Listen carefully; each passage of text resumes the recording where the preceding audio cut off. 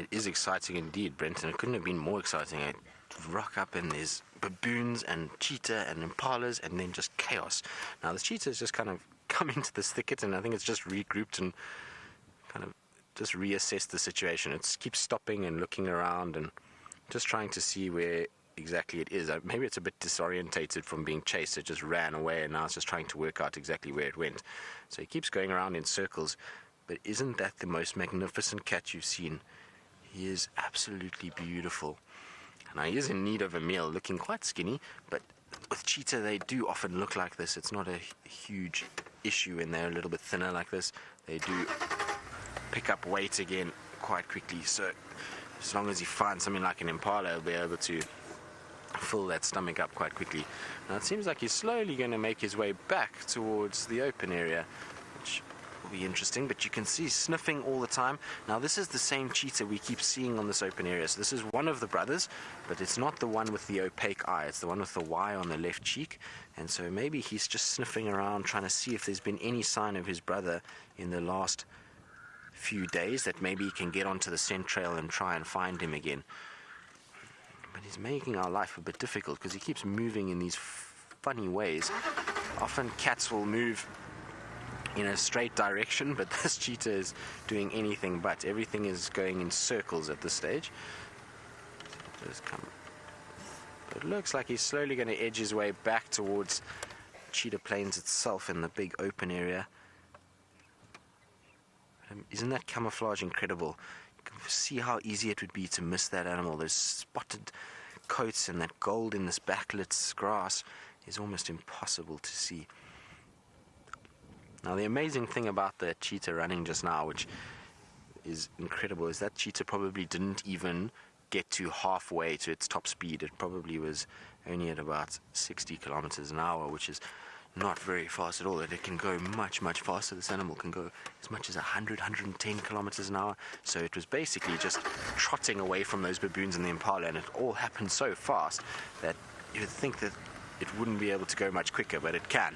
So, like I say, the impalas can thank the baboons today. If it wasn't for those baboons, there would be one less impala in this world.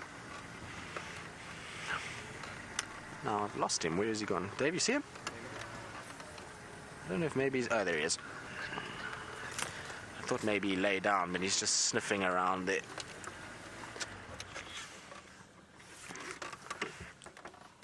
There we go. So you can see noses going on everything, smelling all over the place. So I'm sure he's trying to pick up the scent of another cheetah. That's what he's looking for. Either that, or he's found somewhere where he can smell where a potential prey animal has been lying down last night. So sometimes they'll pick up the scent of duikers or steenbok, and they find an area where they lay down, and they know that that animal won't move too far, because being small animals, they don't have the biggest territories, and they sometimes sniff around looking for those animals too. But I think this is more trying to find his brother. That's what it looks like to me.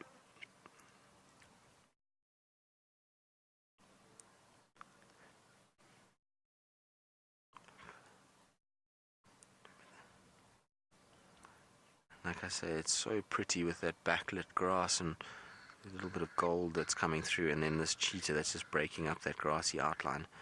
It's a spectacular image.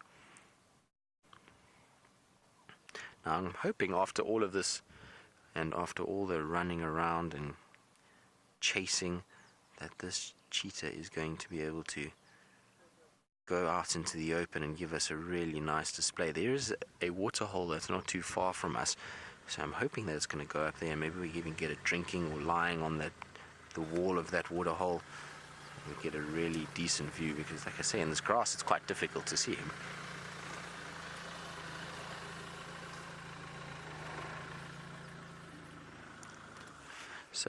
So potato, yes, we can count their spots to identify them like leopards. So we use certain facial markings, or on around the ears, around the head.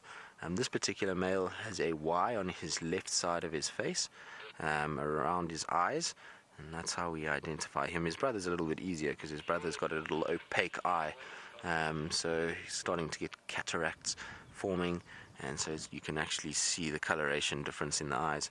But yes, you can use spot patterns. You can use nicks out of the ears or little scratches on the face or any sort of spot that distinguishes it from another. So if you see an arrangement of spots on the coat that could potentially show you that it's a different animal, then we use those.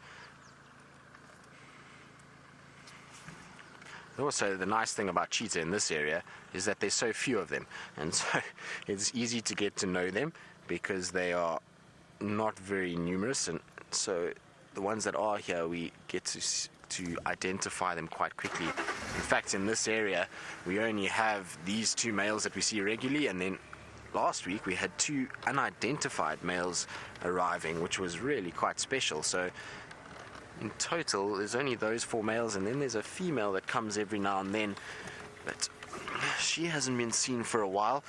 A few years ago, in about 2011, 2012, we had a female that used to hang around here all the time. We used to see her a lot, and she was very distinctive. She used to have a scar that ran on her left side, I think it was. I can't remember now, it could be her right side, but it used to run from her front legs to her back legs, and apparently she was attacked by lions in her early days, and she was attacked all the way at Lower Sabi. Now, Lower Sabi is right in the southeastern corner of the Kruger National Park, up against the Mozambique boundary, and that area is probably, as the crow flies, at least 60 kilometers away. And so she was attacked by lions, and she got this massive gash on her side, and she managed to survive that, and then she ended up coming all the way this way, and she was here for a long time with her female cub, and they spent a lot of time moving around in this area, and then they just disappeared. And it was such a shame because we used to see them almost daily at one point, and they were absolutely beautiful. And the 2 of them together, especially when the female got a little bit older, the female cub got a bit older, they used to hunt together, and it was amazing to watch them. They used to use the airstrips a lot of the time, so that you would find them on the edge of an airstrip, and they worked out that if they just came onto the edge of the airstrip, they'd often find prey animals close to the airstrip, and then they would chase them along the airstrip. So you used to get this cheetah running at full speed down the airstrip, chasing duiker and impalas and steenbok.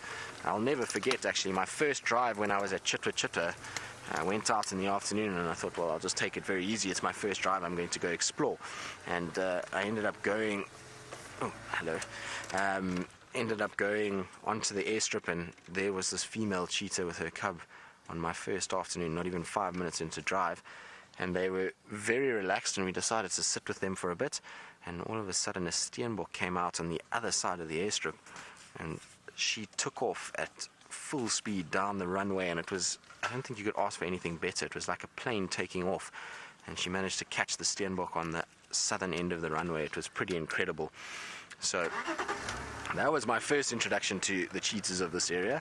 And like I say, I'm quite sad that she's gone. It would have been nice if she was still around, because these 2 males definitely would have sought her out, and they would have potentially bred with her, and we could have had little cheetah cubs running around now. Wouldn't that be something? There's not many things in this world as cute as a little cheetah cub. Yeah, we're right there. Is any stump there, Doe? No, you're good. Good? Cool.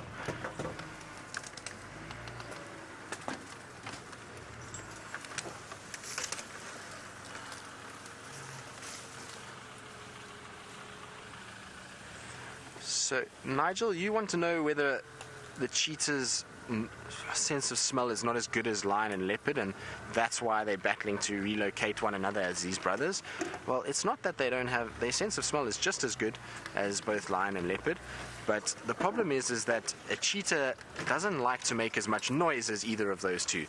Both of those 2 animals like to, or can call, and they both know that they can defend themselves somewhat. So even if they are calling and a potential other predator arrives, they can defend themselves and protect themselves, whereas this cheetah is going to be a bit nervous of that, because it's going to know that if it makes a noise, then things like hyenas, leopard, lions can all come in and try and chase this cheetah. So that's why it's not making too much noise. A lot of the time when cheetah and leopard and lions find one another, if they get separated, it's through vocalizing, not through sense of smell. Also, the problem is that these cheetah have a massive territory. They stretch way into the Kruger National Park, way north into Torchwood, Buffelshoek, Manyeleti, and south into Mala Mala. So the area that they're occupying is massive, and that's why it's tough for them. They keep missing each other. The other day they were very, very close, and they unfortunately went around one another and didn't actually get to see each other. And that's mostly to do with the fact that they didn't vocalize. So had they vocalized, they would have found one another. The sense of smell is only if they come across it in its recent will they be able to track it down. So, you know, if the other male came through here 2 weeks ago, that scent is all but gone by now.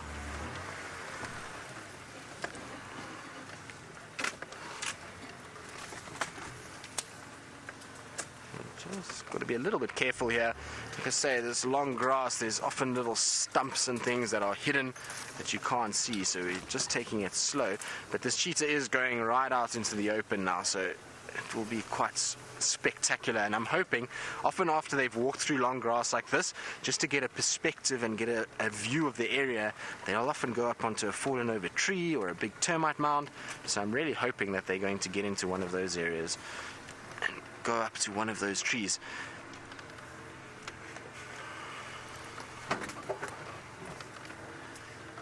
So, Lucy, a cheetah call sounds very much like a little bird. It makes a chirp sound. It's quite a high pitch sound, so somebody with a voice like I have is not going to be able to make that sound.